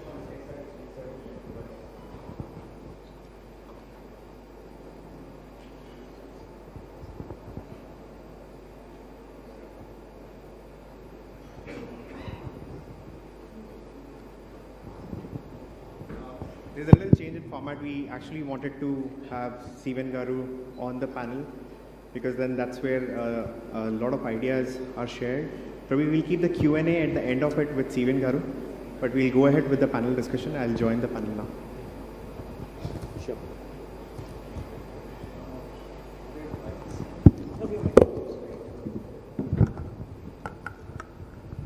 So there's already a lot of discussion about deep tech. And with my background in artificial intelligence, machine learning, I got my exposure at Facebook when Facebook was setting up their first office in Hyderabad. I was the first hire for the platform team. And I got to work with some of the Stanford grads who came down for Rohan Murthy's wedding. They were his batchmate. And they introduced me to machine learning. And I realized the kind of impact it can have and the problems we started to solve at Facebook with that. And with now, I'm talking about 2010. And now we look back in these 14-year span, things have changed phenomenally. I mean, now we talk about machine learning, AI. The biggest change that has come, and it has normalized now because of the compute. The compute was not available earlier. The kind of possibilities with the ecosystem that has opened up, that's huge. It's just because of the visionary leadership that we had in United Andhra earlier, and the kind of possibilities were created that Facebook kind of company actually chose Hyderabad over any other city. So now getting started with the discussion, I know everyone has described deep tech in a certain way, just to make it a little easy for everyone's understanding. Generally, deep tech is anything which is connected to a little detailed, deeper research. It's not only AI and ML as our visionary leader talked about it. There is quantum computing that you're going to hear. There is more to do with cybersecurity that you're going to hear about. There is dimension of IoT. So while you do deeper research into anything and solve real problems, that is actually deep tech. And that's where now AI, ML is going to thrive. And that's one of the most demand technology. So starting with you, Mr. Rajiv, I know that if I have to draw a parallel from the days when people have to go into the queues, buy insurance policy, and worry about whether the agent is recommending something right or not, the days when internet was coming, to today, it's a kind of similar scenario when A disruption was done by Policy Bazaar, and the aggregation system was brought online. And today, now we have a similar scenario where there is AI coming out. As a leader in that space of disruption of technology, what are your thoughts on deep tech? Thank you, Sridhar. Honorables, Chief Minister, Honorable Ministers, and friends from the industry, and guests from Andhra Pradesh and the other states. I represent PB Fintech Limited that runs Policy Bazaar and Paisa Bazaar. And you are absolutely right, Sridhar. When I bought my first policy way back in 1990, when I started my career as a 21-year-old, an agent came and sold a policy to me, and I bought that policy thinking that I'll save some tax. I had no idea why we buy insurance, and I got that policy after 3 months, And the way insurance has been defined today in the country, Policy Bazaar started in 2008 with a simple comparison of different insurance plans available in the country for people to check before they decide to buy a policy, and that was done through technology. So we run a digital platform for selling insurance policies. From there to 2024, as we speak, we write about 16 to 18,000 crores of premium every year, and we spend about 400 crores on visibility on TV ads for people to know why they should buy insurance. Because nobody gets up early in the morning deciding to go and buy an insurance.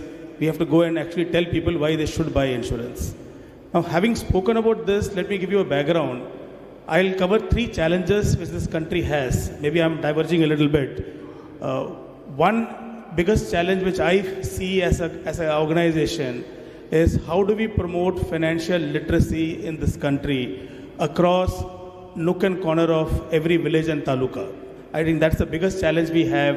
While Jan Dhan Yojana has certainly helped people to have bank accounts, but even today people struggle understanding how and where they should borrow the loan from, what is the requirement of a health insurance, why is insurance important. So a lot of financial literacy areas will have to be addressed, and that can only be done through deep tech and AI and technology.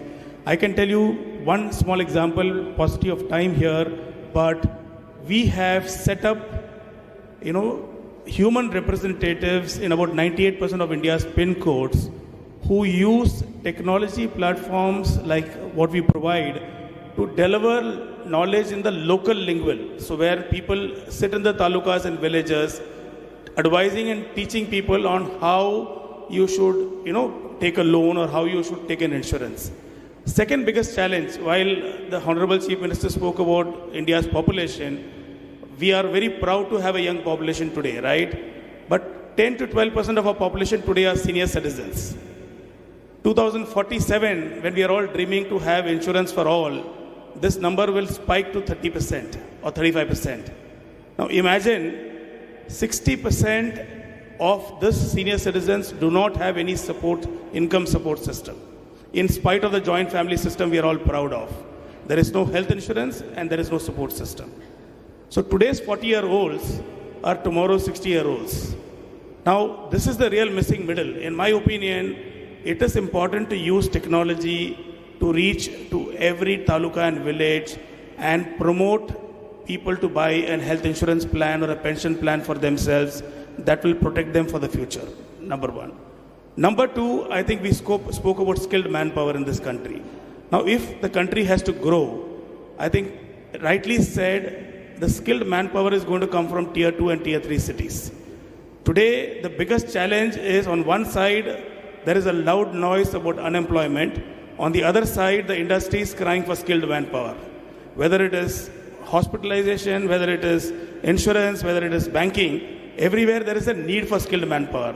And most people who pass out from tier 2, tier 2 colleges do not have a job right from the day they pass out.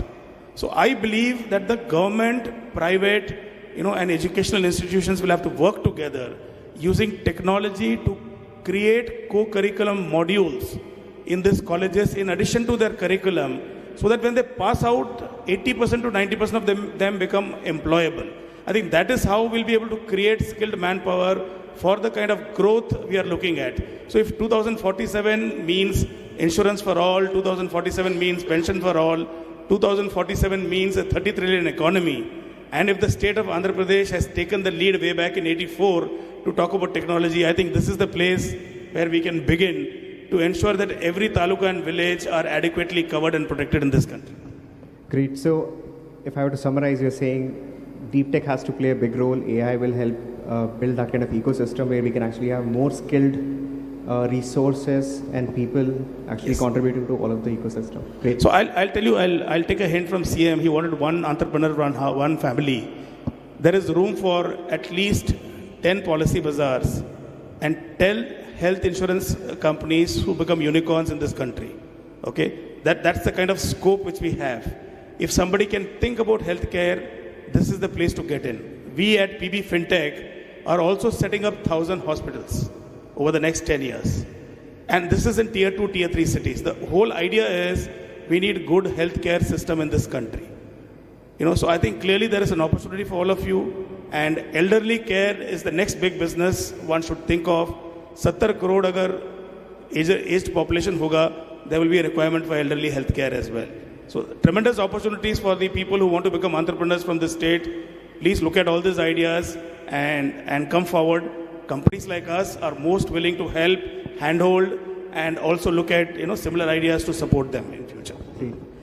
So moving on to you, Bala Garu. So I know how TCS has changed the whole IT paradigm. Like if you look at the last era of technology, that boom happened, the transformation that we are seeing in the country, and what actually I believe started extensively in Andhra Pradesh earlier. Taking cue from that and what we have just now discussed, there is another dimension. We know TCS in a certain way. Being Chief Innovation Officer, what's the dimension of entrepreneurship? What's the dimension on skilling the startups? And what would be the role of deep tech while we think about creating an ecosystem for startups? Because there is a conventional way people think about services company, which is transforming. And as an innovation officer, you have a perspective on it. We would love to hear that. Love the question. First of all, I just want everyone to give a very standing ovation to the GFST team, please. This team has done some tremendous work. I believe we should all acknowledge that. Led by Tucker Garu, supported by the Sanjay Gupta and others. Thank you. And thanks, Sridhar, for inviting me for this, and it's definitely a pleasure. So first of all, within TCS, if you're trying to look at, we have a concept of innovation, which is spearheaded by our CTO. And our intent is to incubate innovation as part of the DNA of every individual within TCS. Being a part, I just want to draw the attention what we try to do and what other companies are also trying to replicate that. The first thing is mentorships. The intent about mentorship is how you try to build that kind of excellence of knowledge and impart that knowledge to the entire ecosystem. And bringing that experience to the ecosystem can play a vital role for the startups, and startups getting that knowledge from the companies which is surviving from decades can bring that excellence and a dimension to look beyond what their product is. And today we also try to incubate 30 to 40 startups every year as part of Coin ecosystem to ensure that we give them the opportunity to validate the solutions with our customers. The second important area where I strongly believe is it's setting up the incubation hubs. I heard CM Garu mentioned about setting up the Ratan Tata Innovation Hub. I'm really privileged to hear that, sir. And we all the way from TCS will be able to support that in that entire journey. But these innovation hubs, when they are all linked to the district level innovation hubs, can play an important role. But that incubations need to be linked with the IT services play also. Because the industry mentorship and industry direction to this, each of the incubation hub can play a vital role. Not only giving the business problem statements, but also ensuring that they're getting right level of coaching and mental mind map, which can allow them to build the products which are at a global scale. Today, we do not have a global products. That's what mentioned by CM Garu. But we need to really look at how can we build that kind of a global scale of products which can increase our GDP. That's the second important dimension what I want you to drive that collaboration angle. The third important thing which I wanted to mention is bringing that enterprise-grade knowledge to the entire ecosystem can play a vital role. We spoke about IoT, Rajesh was mentioning about the blockchain. These are all the experiences which are there in silos. Getting that collective play is very important, and how you integrate that for the holistic product. Looking at you take about artificial intelligence, IoT, blockchain, quantum computing, they are all in isolation good, but unless they converge together to solve the problem of different industry, medtech or agri-tech, will not really help. So that enterprise grade knowledge and experience which is coming from the IT services players, which can be incubated as part of that entire journey, can really drive the excellence and also drive collaboration, which can really sustain for longer duration. So the collaboration for impact is it. So as CM mentioned about 4P model, I try to suggest here 4E model also. Public, private, people partnership is very key for the success, but I would say that when you're trying to drive such kind of a scale, it's important you need to look from the empathy, enablement, empowerment, and ecosystem. These 4E dimensions can really play a very important journey, because any product what you try to develop, it should be looked from the consumer angle or the business angle and be empathetic. Enablement is important because the technology need to be available for the people to build up the solutions. Empowerment, so that they can scale the things. Ecosystem, they can truly leverage that availability of the resources to consume the things. Such things when we try to apply, I think sustainable transformation is key, and all IT services will play a very, very critical role in this entire journey to support. Great. So if I got it right, you're saying the key thing here is mentorship, and definitely there's a big step taken by a lot of academia. I really want to thank all the academia and all the scholars who are here, who have yesterday in our session offered some of those kind of bits and pieces where definitely GFST would love to play a role, collaborate with you, and we would like to do something more in mentorship, entrepreneurship. That's one of the areas. Great. Varun, we'll move next to you. Like from what NVIDIA has been doing on stock markets and the rally, that's a great bit of it that everybody keeps talking about. Congratulations on that. But there is a high impact work that you guys are doing in Indian ecosystem. Coming from NVIDIA, definitely there is a lot of work that you're doing with different states on startups. I would love to know, how can you help our academia as well? There are areas of startup that NVIDIA is supporting. For Andhra Pradesh, how do you intend to support both of these areas, which is academia and startup? Because that is critical for us to have strong research coming out of academia and then being brought into some kind of business, which is an entrepreneurial thing. So we'd love to hear your thoughts on that. Firstly, thank you for having me here. It's a pleasure to be part of this panel and to be able to contribute to this discussion. NVIDIA builds full stack AI computing solutions, right from the chip level all the way up to the application and everything in between. And we have collaboration vehicles through which academia, researchers, startups, enterprises, governments can access our technology. And we work very closely with them in a collaborative fashion to build solutions that bring value through AI. We help them build their COEs, which are centers of excellence, where AI development can prosper, it can flourish, and these COEs provide easy access to technology, the tools, the resources for AI development. We have research programs where we do collaborative research with leading academic institutions and research institutions, and work on some of the most complex problems in AI and deep tech.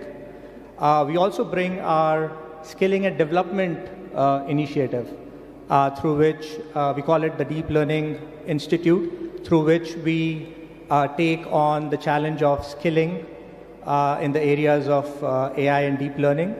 And we do this through partnerships with academia and through MOUs with state education departments.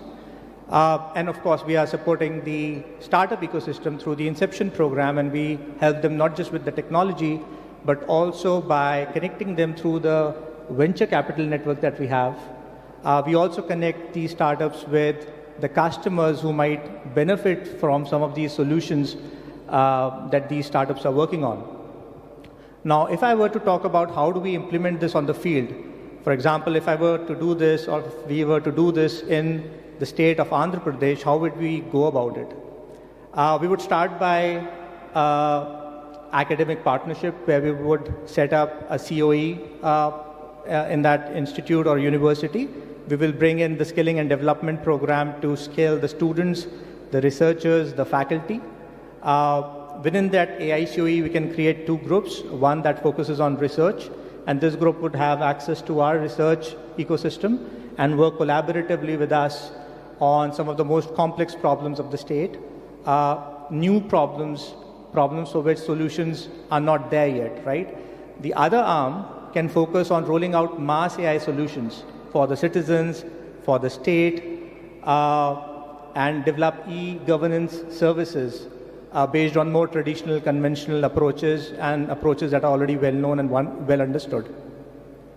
We then create an incubation center within this COE and give rise to startups based on technology that comes out of this AI COE, which has commercial value, right? And these startups we can bring under our Inception umbrella and connect them to our developer ecosystem, our venture capital ecosystem, and customers as well. So this AI COE in itself, the Center of Excellence in itself becomes a microcosm which has everything that is there that is required for AI to succeed, right? And now what I do is we create multiple replicas of this COE, right? Maybe smaller ones, but now I go deeper into the state, deeper into the region, and create these COEs closer to my business hubs, closer to my growth sector belts, right? For example, I can have, while the main COE can be in the capital, I can have a smaller one here in Visakhapatnam that concentrates on use cases and challenges of the shipping industry, of port management, logistics, and then I can have a smaller one closer to the agricultural belt, another one closer to the manufacturing and industrial belt. And this is how we ensure that every industry has access to AI and deep tech, right? And if we can replicate this, then what we've created is an AI state. And if we can replicate this setup through the country, we'll be creating an AI nation, a Viksit Bharat, so as to speak. Thank you. Great. So I request all the scholars, all the institutions, all the academia who want to contribute back to Andhra Pradesh, and you need that support. I've gone through the program details, what NVIDIA is offering. Definitely, it's a win-win for us if we collaborate. If you want to reach out to him after this session, please feel free to do that. Otherwise, please feel free to reach out to GFST team, and we will enable some of these collaborations. This is the best time where we have the leadership supporting us to build some of the best solutions. The departments, the bureaucrats have a very different energy. When we talk to them, we realize they want to solve for the problems, and we have some of the best MNCs trying to help us create the vibrant ecosystem. I think we have to just take advantage of that. Great. Moving on to your MNC experience at Broadridge. Abhinav, I believe there's so much of talent pool creation, and there are challenges of talent that we generally run into. I would love to really hear your thoughts on that. Like, what's the expectation? What are the good processes for talent pool creation? How does deep tech really play a role? How would we hire people for deep tech? Some thoughts on that. Thank you, Sridhar. There are two aspects of talent. There is definitely shortage of talent. But the first aspect is the tech community, which is diligently building products, right? But the second aspect of deep tech is there have to be people who can sell that product globally. So that talent is the real requirement right now, because we have built institutions, ecosystems which can build the tech side of talent, but product and business side talent is what we are looking for. And especially because Sir has already spoke with his policies, right? There is a lot of GCCs in Hyderabad and in the region. But now to build products from here and start owning the P&L is real requirement. Now, if you see a small statistics, right? So US has 75 million freelancers who have that business acumen. But in India, it is around 15 million only for the population like us. So if we are thinking about having one entrepreneur from one family, and there's a spectrum of people we want, and so it would be fantastic if we can have policies, also infrastructure and academic relationship, and design of the programs in such a way, we encourage business mindset in everyone so that more and more freelancers can come. Because deep tech, what it does is it reduces the cost of prediction, but also increases personalization. That means there are more niches, permutations and combinations and expertise which is required. So one person can't do it. So if we combine all those things, I think we are up to a solution. Great. So taking next cue from what just now we heard from Abhinav, Rajiv ji, I would love to understand, because while we talk on policy, I don't want it to become a theory of that we want something to be around work from home. While we get to hear different stories, remote work challenges, we read all that in news as well. While you have such a large workforce and there are certain hybrid models, and with your own experience in industry, would you like to actually talk about what role would work from home will play, and how deep tech can actually play a good role? I'm just trying to hear it from you as a veteran of industry, not just like from fintech. What are your thoughts? So I think COVID brought a lot of disasters, but also taught us a lot of things, right? I mean, work from home has now become an acceptable norm across IT sectors and and technology organizations. Initially, there were a lot of worries around cybersecurity, worries around how this will actually be adapted, and will people take it seriously. But I think our experience during COVID showed that business never stopped, right? Business went on, and during COVID, the need for insurance only increased. So it's a proven model that work from home certainly, is the way forward. If particularly we'll have to reduce infrastructure expenses, I think using technology, if we have to set up offices in every taluka, in this country, or we have to have established presence, I think you can't have physical infrastructure of offices created there, And in more particularly, I think our experience shows that in the rural markets, women play a significant role. I can give you an example of a BFSI company which started lending loans ranging from 10,000 to 50,000, and this was only given in the villages. And the people who were employed by this company were local village women, and they also lent money only to the villages. So now they are, I think, present in 9 or 10 states, and you will be surprised that the NPA of this company, with an asset size of almost 1,800 crores, is 0.05%. Now that means the people who borrow in the village are better paymasters than your, the industrialists. So I think what have they done? They have set up work from home for all these people. So they don't have offices, right? They work from home, and they travel to each village and go and sleep, in that same village in one of the partners' houses. So the borrowers are women, the employees are women, and it is all work from home, and it is working extremely well. I think the way forward is certainly to encourage this concept if each of us will have to, cover every nook and corner of this country. Amazing. So rather than losing the opportunities to countries like Philippines and Bangladesh for cheaper labor, if we can build that talent pool in tier 2 and tier 3 cities and like some remote parts of our state, we can definitely bring that opportunity internally at a better price and still continue to thrive in tier 1 cities. That's one of the outcome that we can achieve with that, I believe. Great. Moving on to you, Balagaru. So definitely, as I said, TCS is seen in certain way. You spoke about startups. I would specifically try to understand what's your thought as a Chief Innovation Officer when you think about how would Andhra Pradesh use and maximize on deep technologies, though we have a lot of use cases, but when it comes to operationalizing it, execution, and the kind of discussion we have already had, someone coming from TCS, what's your personal opinion on this particular bit? Before I say that, before I respond, I just want to understand the pulse of the audience here. How many of you came to this particular event without knowing deep tech, but now you know what is deep tech? Can you raise your hands, please? You don't know about deep tech before coming here, but you know now what is deep tech. Nobody is raising their hands. I see a few hands coming in. Great. So I think that itself is a success of the program, what it is. But again, before coming there, what TCS can do, I also want to tell that one family, one entrepreneur is a vision of a leader. But if this vision need to be really translated onto the ground, one important stakeholder we all need to touch.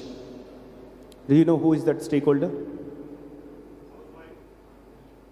Parents. Parents.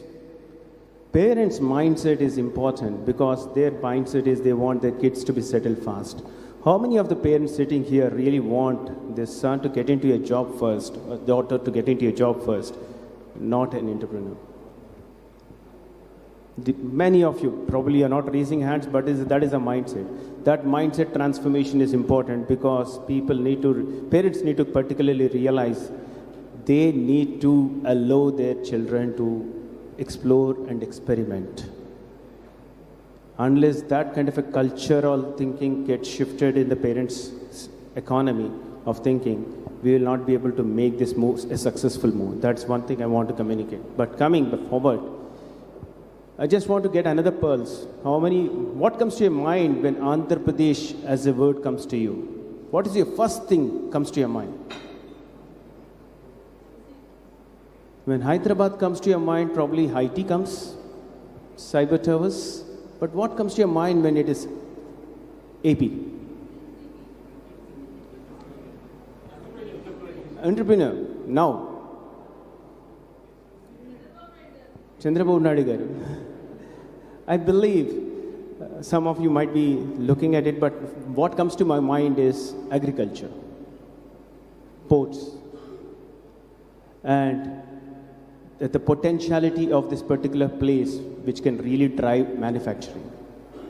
But all when they get tied up, it's a IT which can really play a vital role in this entire sector. Now, how IT services teams or companies can play an important role is they bring that domain excellence into each of this domain for the startups. Provide that kind of an expertise and